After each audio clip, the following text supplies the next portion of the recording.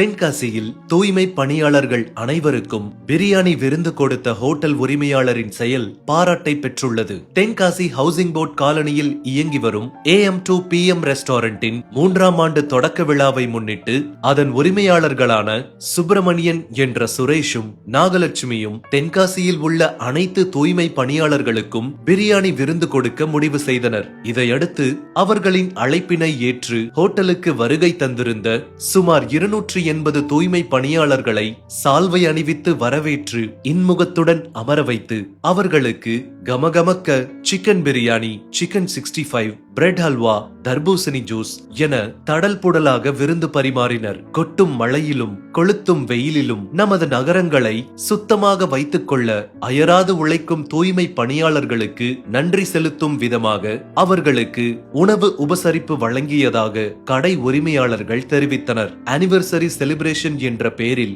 ஆடம்பரமாக வீண் செலவு செய்பவர்கள் மத்தியில் தூய்மை பணியாளர்களுக்கு விருந்து கொடுத்து கௌரவப்படுத்திய AM2 PM ரெஸ்டாரண்ட் உரிமையாளரின் செயலுக்கு பலரும் பாராட்டு தெரிவித்து வருகின்றனர். தென்காசி லைஃபுக்காக ஜஸ்டின் துரை.